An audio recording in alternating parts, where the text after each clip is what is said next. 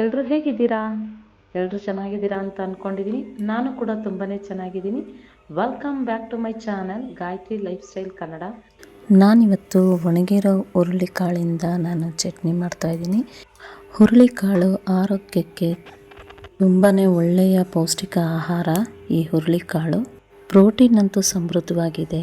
ಇದರಲ್ಲಿ ಹುರುಳಿಕಾಳಲ್ಲಿ ದೇಹದ ಬೆಳವಣಿಗೆ ಸ್ನಾಯುಗಳಿಗೂ ಸಹಾಯ ಮಾಡುತ್ತೆ. ಇದರಲ್ಲಿ ನಾರಿನಂಶ ಅಂತೂ ತುಂಬಾ ಇದೆ ಮತ್ತು ಜೀರ್ಣಕ್ರಿಯೆಗೂ ಸಹಾಯ ಆಗುತ್ತೆ. ಹೃದಯದ ಆರೋಗ್ಯಕ್ಕಂತೂ ಇದು ತುಂಬಾ ಒಳ್ಳೆಯ ಪೌಷ್ಟಿಕ ಆಹಾರ. ಇದು ತುಂಬಾ ರುಚಿಯಾಗಿರುತ್ತೆ, ಸಖತ್ ಟೇಸ್ಟಿಯಾಗಿರುತ್ತೆ. ಹಾಗಿದ್ರೆ ಬನ್ನಿ ನೋಡೋಣ ಒಣ ಹುರುಳಿಕಾಳು ಚಟ್ನಿ ಹೇಗೆ ಮಾಡೋದು ಅಂತ ನೋಡೋಣ ಬನ್ನಿ. ಈಗ ನಾನು ಸ್ಟವ್ ಹಚ್ಕೊಂಡು ಒಂದು ಪ್ಯಾನ್ ಇಟ್ಕೊಂಡಿದ್ದೀನಿ. ಪ್ಯಾನ್ಗೆ ಒಂದು ಬೌಲ್ ಆಗೋಷ್ಟು ನಾನು ಹುರುಳಿಕಾಳು ಹಾಕ್ಕೊಳ್ತಾ ಇದ್ದೀನಿ.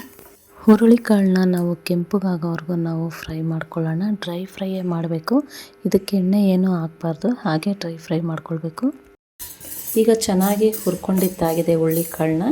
ನೋಡಿ, ಈ ರೀತಿ ಕೆಂಪಗಾಗಬೇಕು. ಚೆನ್ನಾಗಿ ಹುರಿದಿದ್ದಾಗಿದೆ. ಇವಾಗ ಇದೊಂದು ಸಪ್ರೇಟ್ ತೊಗೊಂಡ್ಬಿಡೋಣ.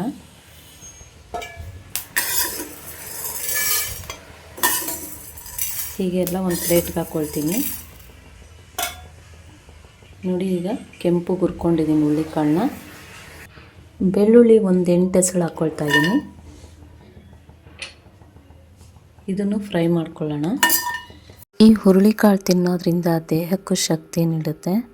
ದೈನಂದಿನ ಚಟುವಟಿಕೆಗಳಿಗೂ ಪೋಷಕಾಂಶ ಕೊಡುತ್ತೆ ಈ ಹುರುಳಿಕಾಳು. ಹಸಿಮೆಣಸಿನ್ಕಾಯಿ ಒಂದೆರಡು ಹಾಕ್ಕೊಳ್ತಾ ಇದ್ದೀನಿ. ಬ್ಯಾಡಗಿ ಮೆಣಸಿನ್ಕಾಯಿ ಒಂದೆರಡು ಹಾಕ್ಕೊಳ್ತಾ ಇದ್ದೀನಿ. ಇದೆಲ್ಲ ಹಾಕ್ಕೊಂಡು ಫ್ರೈ ಮಾಡ್ಕೊಳ್ಳೋಣ. ಕರಿಬೇವಿನ ಸೊಪ್ಪು ಸ್ವಲ್ಪ ಹಾಕ್ಕೊಳ್ತೀನಿ. ಇದರಲ್ಲಿ ಮುಖ್ಯವಾದ ಪೋಷಕಾಂಶಗಳು ಕಬ್ಬಿಣ, ಕ್ಯಾಲ್ಶಿಯಂ ಮುಂತಾದ ಪೋಷಕಾಂಶಗಳು ಇದೆ. ಮೆಣಸು ಒಂದು 6 ಕಾಳು ಹಾಕ್ಕೊಳ್ತಾ ಇದ್ದೀನಿ. ಜೀರಿಗೆ ಒಂದು ಅರ್ಧ ಸ್ಪೂನ್ ಹಾಕ್ಕೊಳ್ತೀನಿ. ಇದೆಲ್ಲ ಹಾಕ್ಕೊಂಡು ನಾವು ಫ್ರೈ ಮಾಡ್ಕೊಳ್ಳೋಣ. ಈಗ ಚೆನ್ನಾಗಿ ಫ್ರೈ ಆಗಿದೆ. ಇವಾಗ ಇದನ್ನು ಸಪ್ರೇಟ್ ತೊಗೊಳ್ಬೇಕು. ಹುಣಸೆಹಣ್ಣು ಒಂದು ಸ್ವಲ್ಪ ಹಾಕ್ಕೊಳ್ತಾ ಇದ್ದೀನಿ. ಇದನ್ನು ಹಾಕ್ಕೊಂಡು ನಾವು ಫ್ರೈ ಮಾಡ್ಕೊಳ್ಳೋಣ.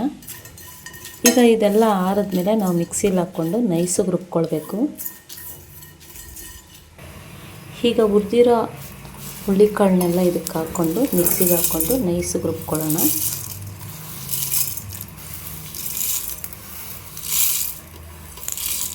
ತುಂಬ ಚೆನ್ನಾಗಿರುತ್ತೆ ಫ್ರೆಂಡ್ಸ್. ಇದು ಆರೋಗ್ಯಕ್ಕಂತೂ ತುಂಬಾ ಒಳ್ಳೆಯದು. ಹುರುಳಿಕಾಳು ರುಚಿ ಜೊತೆಗೆ ಪೌಷ್ಟಿಕಾಂಶನೂ ಇದೆ ಇದರಲ್ಲಿ. ರುಚಿಗೆ ತಕ್ಕಷ್ಟು ಉಪ್ಪು ಹಾಕ್ಕೊಳ್ತೀನಿ. ಕೊತ್ತಂಬರಿ ಸೊಪ್ಪು ಸ್ವಲ್ಪ ಹಾಕ್ಕೊಳ್ತೀನಿ. ಇದನ್ನು ನೀವು ಬೇಕಾದರೆ ಬೆಂಕಿಯಲ್ಲಿ ಇದನ್ನು ಸುಟ್ಬಿಟ್ಟು ಹಾಕಿದ್ರೆ ಇನ್ನೂ ಒಳ್ಳೆ ಟೇಸ್ಟ್ ಕೊಡುತ್ತೆ. ನೀವು ಬೇಕಿದ್ರೆ ಇದಕ್ಕೆ ತೆಂಗಿನಕಾಯಿ ಹಾಕ್ಕೊಳ್ಬೋದು. ನಾನು ತೆಂಗಿನಕಾಯಿ ಹಾಕ್ದಿರ ಮಾಡ್ತಾಯಿದ್ದೀನಿ. ಸ್ವಲ್ಪ ನೀರು ಹಾಕ್ಕೊಂಡು ನೈಸಿಗೆ ರುಬ್ಕೊಳ್ತೀನಿ. ಈ ಚಟ್ನಿ ಅಂತೂ ತುಂಬಾ ಚೆನ್ನಾಗಿರುತ್ತೆ. ನೋಡಿ ಫ್ರೆಂಡ್ಸ್, ಈಗ ನೈಸಿಗೆ ರುಬ್ಬಿದ್ದಾಗಿದೆ. ನೋಡಿ, ಈ ರೀತಿ ರುಬ್ಕೊಳ್ಬೇಕು. ಈಗ ಇದನ್ನು ಒಂದು ಬೌಲ್ಗೆ ಹಾಕ್ಕೊಳ್ತೀನಿ. ಒಗ್ಗರಣೆ ಮಾಡ್ಕೊಳ್ಳೋಣ. ಈಗ ರುಬ್ಕೊಂಡಿರೋ ಚಟ್ನಿ ಎಲ್ಲ ಈ ಬೌಲ್ಗೆ ಹಾಕ್ಕೊಳ್ತಾ ಇದ್ದೀನಿ. ಈ ಕಡೆ ನಾನು ಸ್ಟವ್ ಹಚ್ಕೊಂಡು ಈಗ ಒಗ್ಗರಣೆ ಮಾಡ್ಕೊಳ್ಳೋಣ. ಒಂದು 2 ಟೇಬಲ್ ಸ್ಪೂನ್ ಆಗೋಷ್ಟು ನಾನು ಎಣ್ಣೆ ಹಾಕ್ಕೊಳ್ತಾ ಇದ್ದೀನಿ.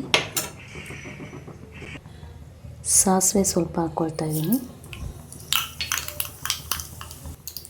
ಕರಿಬೇವಿನ ಸೊಪ್ಪು ಹಾಕ್ಕೊಳ್ತಾ ಇದ್ದೀನಿ.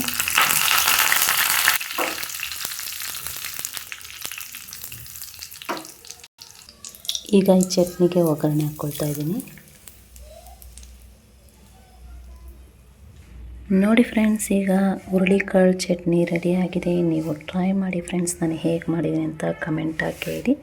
ಈ ಚಟ್ನಿನ ಇಡ್ಲಿ, ದೋಸೆಗೆ, ಅನ್ನಕ್ಕೆ, ಮುದ್ದೆಗೆ ಎಲ್ಲ ಹಾಕ್ಕೊಂಡು ತಿನ್ಬೋದು. ತುಂಬಾ ರುಚಿಯಾಗಿರುತ್ತೆ, ಸಖತ್ ಟೇಸ್ಟಿಯಾಗಿರುತ್ತೆ. ಆ ಕಾಲದಲ್ಲಿ ನಮ್ಮ ತಾಯಿ, ನಮ್ಮ ಅಜ್ಜಿ ಎಲ್ಲ ಈ ಚಟ್ನಿ ಮಾಡ್ಕೊಂಡು ತಿಂತಾಯಿದ್ರು. ಈ ಚಟ್ನಿ ಜೊತೆ ಕಡ್ಡಿ ಮೀನು ಅಂತ ಬರುತ್ತೆ. ಆ ಕಡ್ಡಿ ಮೀನು ನೆಂಚ್ಕೊಂಡು ಈ ಚಟ್ನಿ ತಿಂತಾಯಿದ್ರೆ ಆಹಾ, ರುಚಿನೇ ಬೇರೆ ಫ್ರೆಂಡ್ಸ್. ಅಷ್ಟು ಚೆನ್ನಾಗಿರುತ್ತೆ ಇದು ಹುರುಳಿಕಾಳು ಚಟ್ನಿ. ನನ್ನ ವಿಡಿಯೋ ಇಷ್ಟ ಆದರೆ ಲೈಕ್ ಮಾಡಿ, ಕಮೆಂಟ್ ಮಾಡಿ, ಶೇರ್ ಮಾಡಿ ಮತ್ತು ಸಬ್ಸ್ಕ್ರೈಬ್ ಮಾಡ್ಕೊಂಡು ನೋಡಿ. ನೀವು ಸಬ್ಸ್ಕ್ರೈಬ್ ಮಾಡ್ಕೊಂಡು ನೋಡಿದ್ರೆ ನಾನು ಯಾವುದೇ ಒಂದು ವಿಡಿಯೋ ಹಾಕಿದ್ರು ಫಸ್ಟ್ ನೋಟಿಫಿಕೇಷನ್ ನಿಮಗೆ ಬರುತ್ತೆ. ಹೀಗೆ ಸಪೋರ್ಟ್ ಮಾಡ್ತಾಯಿರಿ. Thank you friends.